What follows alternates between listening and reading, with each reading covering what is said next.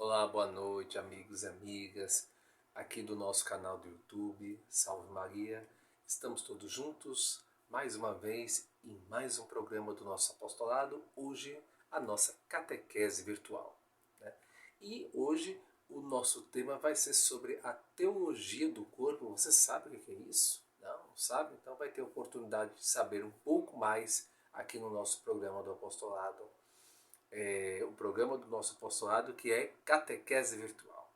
Mas antes disso, eu gostaria de convidá-los para que possamos fazer a nossa oração inicial. Senhor, aqui estamos reunidos em Teu nome, desejosos de construir Teu reino. Que o Espírito Santo que enviaste aos nossos corações e mantém viva a Tua presença em nós, nos ensine o que devemos refletir e os passos que devemos dar, para que, fortalecidos com Tua graça, possamos realizar os Teus desígnios. Se Tu, ó Espírito Santo, o inspirador do nosso discernimento, ensina-nos a escutar os outros e a nos deixar iluminar por Suas luzes, e fazes que sempre busquemos a verdade. Desejosos disto, estamos aqui reunidos, em nome do Pai, do Filho e do Espírito Santo. Amém. Muito bem, meus irmãos. Vamos falar então sobre a teologia do corpo. Deus modelou o homem com as próprias mãos e imprimiu na carne modelada sua própria forma, de modo que até o que fosse visível tivesse a forma divina. Isso está no Catecismo da Igreja Católica, número 704.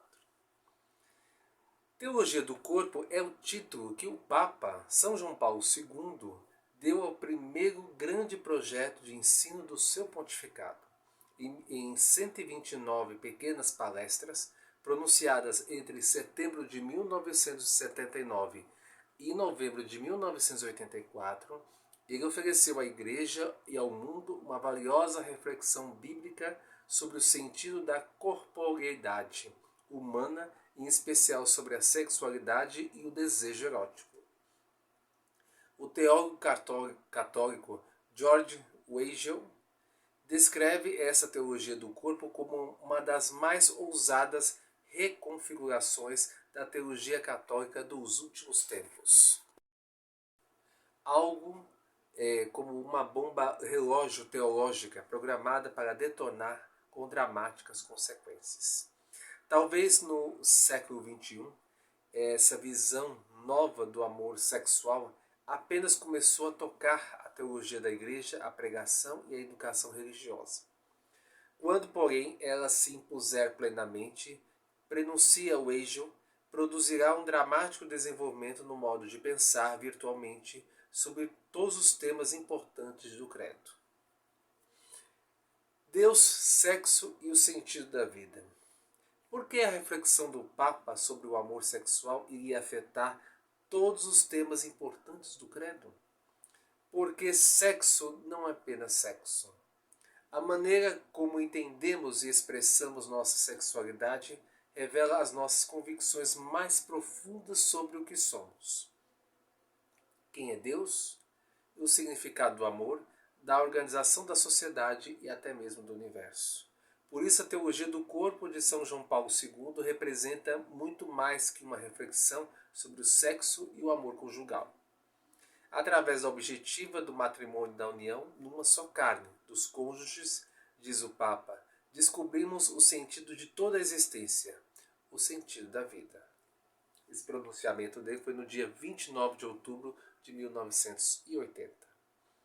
E o sentido da vida, segundo Cristo, é amar como Ele ama. Está no Evangelho de São João, capítulo 15, versículo 12. Uma das intuições mais importantes do Papa é o de ter Deus gravado esta vocação de amar como Ele ama em nossos tempos, nossos corpos, perdão.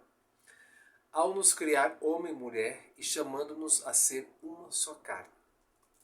Muito mais que uma simples nota de rodapé de vida cristã, a maneira como entendemos o corpo e o relacionamento sexual abarca toda a Bíblia.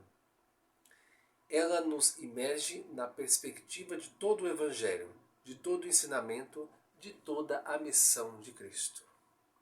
A missão de Cristo é restaurar, a ordem do amor no mundo seriamente corrompido pelo pecado. E como sempre, a união dos sexos encontra-se na base da humana ordem do amor. Portanto, o que aprendemos na teologia do corpo apresentada pelo Papa é muito importante para o matrimônio e a vocação cristã dos esposos e das esposas. Não obstante, é igual, essencial e valioso para a compreensão do homem em geral, para a compreensão fundamental de si mesmo e também da sua existência no mundo. Não admira que tenhamos tanto interesse pelo sexo. A união do homem com a mulher é um grande mistério que nos leva, se não nos desviarmos do caminho de nossa jornada exploratória, ao âmago do plano de Deus em relação ao universo. Está no Carta de São Paulo aos Efésios, capítulo 5, versículos de 31 a 32. É importante deixar claro que o cristianismo não rejeita o corpo. Na área da religião, as pessoas estão habituadas com a ênfase no campo espiritual. Daqui porque muitos sentem-se até desconfortáveis diante do relevo que às vezes se dá ao corpo. Mas para João Paulo II, esta é uma separação artificial. O espírito, claro, tem prioridade sobre a matéria. No entanto, o Catecismo da Igreja Católica nos ensina que, sendo o homem um ser ao mesmo tempo corporal e espiritual, exprime e percebe as realidades espirituais através de sinais e de símbolos materiais. Isso está no Catecismo da Igreja Católica, número 1146. Como criaturas corporais que somos, esta é, em certo sentido, a única via pela qual nos é dado experimentar o mundo espiritual. No mundo físico e através dele, em nosso corpo e através dele. Deus, ao assumir um corpo na encarnação do Verbo de Deus, é justamente aqui que, com toda a humildade, se encontra conosco, isto é, em nosso estado físico e humano. Tragicamente, muitos cristãos crescem pensando que seus corpos, especialmente sua sexualidade, são obstáculos inerentes à vida espiritual. Acho que a doutrina cristã considera a alma como boa e o corpo como ruim. Ora, esta maneira de pensar está longe da autêntica perspectiva cristã. A ideia de o corpo ser mau é uma heresia, um erro aberrante explicitamente condenado pela Igreja, conhecida como o nome de maniqueísmo. A denominação vem de mani ou maniqueu, que é criador de uma seita baseada no dualismo em que o corpo e a alma estão engajados numa luta sem tréguas entre si. Segundo eles, o corpo e tudo o que fosse ligado à sexualidade devia ser condenado como fonte de mal. Nós, entretanto, como cristãos, cremos que tudo quanto Deus criou é muito bom, conforme nos garante a Bíblia Sagrada no livro do Gênesis, capítulo 1, versículo 31. João Paulo II resumiu assim a distinção essencial. Se a mentalidade maniqueísta considera o corpo e a sexualidade um antivalor, o cristianismo ensina que eles constituem um valor que nunca chegaremos a apreciar suficientemente. Noutras palavras, se o maniqueísmo afirma que o corpo é mau, o cristianismo responde que, ao contrário, ele é tão bom que somos incapazes de avaliar toda a sua bondade. Então, o problema da nossa cultura saturada de sexo não é propriamente a supervalorização do corpo e do sexo. O problema está em termos falhado na compreensão de quanto o corpo e o sexo são realmente valiosos. O cristianismo não rejeita o corpo numa espécie de ode à carne. O catecismo proclama: a carne é o eixo da salvação. Cremos que Deus, que é o Criador da carne. Cremos na palavra feita carne para redimir a carne.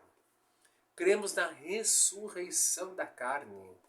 Carnes ressuscione, como nos ensina o credo. Na consumação da criação e na redenção da carne. A sacramentalidade do corpo. A fé católica, se os nossos amigos e amigas não se deram conta, é uma religião bem carnal, sensual. encontramos Deus mais intimamente através dos nossos sentidos corporais e de tudo o que constitui o mundo material. Banhando o corpo com água no batismo, ungido com óleo no batismo, na crisma e nas ordens sagradas, na unção dos enfermos, comendo o corpo de Cristo e bebendo seu sangue da Eucaristia, impondo as mãos nas ordens sagradas e na unção dos enfermos, declarando os pecados com nossa boca na confissão e unindo indissoluvelmente o homem com a mulher em uma só carne no matrimônio. De que melhor maneira podemos descrever o grande mistério dos sacramentos, senão dizendo que eles são os meios materiais através dos quais alcançamos os tesouros espirituais de Deus? Nos sacramentos, o espírito e a matéria como que se beijam, né? O céu e a terra se abraçam numa união sem fim. O próprio corpo humano, em certo sentido, é um sacramento. Usamos aqui a palavra num sentido mais amplo e mais antigo que aquele que estamos habituados a ouvir. Mais do que referir-se aos 7 sinais da graça instituídos por Cristo, João Paulo II, ao falar no corpo como um sacramento, quer dizer que ele é um sinal que torna visível o mistério invisível de Deus. Nós não podemos ver Deus, que é puro espírito. No entanto, o cristianismo é a religião do Deus que manifesta. Deus quer revelar-nos a nós. Ele quer tornar visível a todos o seu ministério espiritual invisível, de forma a podermos vê-lo. Como faz isso? Quem de nós não experimentou ainda um profundo sentimento de pasmo, de admiração, ao contemplar, por exemplo, uma noite estrelada, ou um magnífico pôr do sol, ou a delicadeza de uma flor? Em tais momentos estamos, de certo modo, contemplando a Deus, ou mais exatamente, vendo seu reflexo. Sim, porque a beleza da criação reflete a beleza infinita do Criador. E contudo, quem é a coroa da criação? Quem com mais eloquência que as outras criaturas de Deus fala na beleza divina?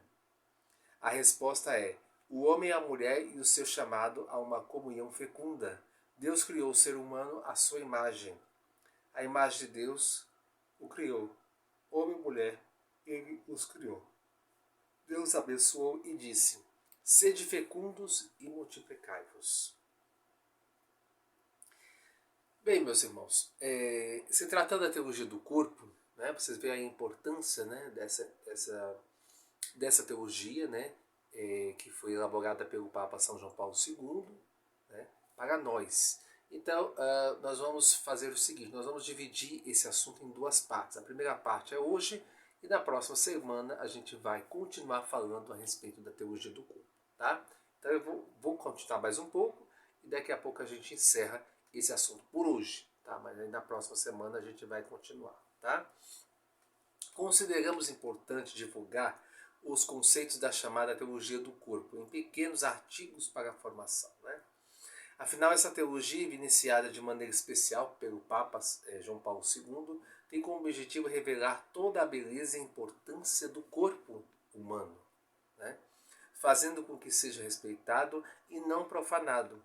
Sendo assim, é de fundamental nesta abordagem o estudo da castidade, ou seja, o valor da vida sexual no lugar correto que tem no plano de Deus. O que é a teologia do corpo? O cristianismo sempre valorizou o corpo humano por entender que ele é bom. Desde os primeiros séculos, a Igreja combateu o terrível maniqueísmo, que nem nós comentamos aqui, né? Maniqueísmo gnóstico dualista, que considerava a existência de 2 deuses, um do bem e o outro do mal. Sendo que tudo que era material era entendido como obra do Deus mau. Assim, o corpo era considerado mal e desprezado. A fé cristã nunca aceitou isso e sempre viu no corpo uma bela obra de Deus. E quis que o homem fosse uma unidade de corpo e alma. Deus, depois de criar o homem, Deus viu que tudo era muito bom, como está no livro do Gênesis, capítulo 3, versículo 21. Sobretudo, o mistério da encarnação do Verbo divino, o Filho de Deus que assume a nossa própria carne, fez a Igreja entender mais ainda a grandeza do corpo humano e assim valorizá-lo e protegê-lo desde a gestão materna. É com o nosso corpo que nos relacionamos com os outros, com a natureza e com o cosmos. Ele não é apenas uma máquina fria sem expressão. Nós não temos um corpo, mas somos um corpo. Na pessoa humana, o corpo é o sinal, o instrumento privilegiado do espírito. É um reflexo da vida interior, tanto que todos podem ver nele o cansaço do espírito, a depressão da alma ou a alegria por ela que expressa. A teologia e a filosofia do corpo humano se unem aos estudos modernos da sociologia do corpo. Para o cristão, a pessoa humana é uma vida espiritual no corpo.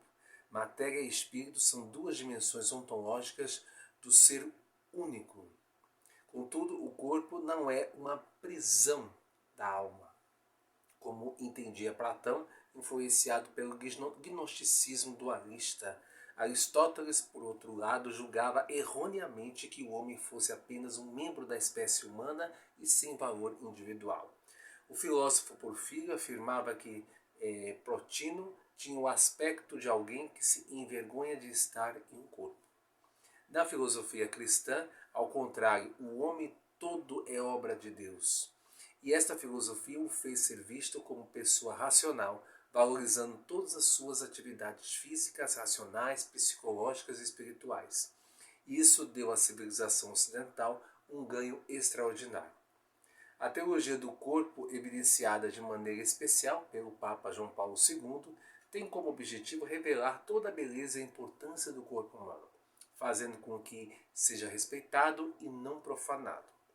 Ligado estreitamente com isso está o estudo da castidade, isto é, o valor da vida sexual no lugar correto que tem no plano de Deus, no casamento. Fora disso, o corpo é desrespeitado e a pessoa humana acaba sendo diminuída. Tá? Na próxima semana, então, como eu disse, nós vamos continuar a falar sobre este assunto. Né? Tá bom? Eu dividi aí em duas partes. Essas citações foram tiradas da Teologia do Corpo, de João Paulo II. E aqui eu não citei as datas das palestras dele, né?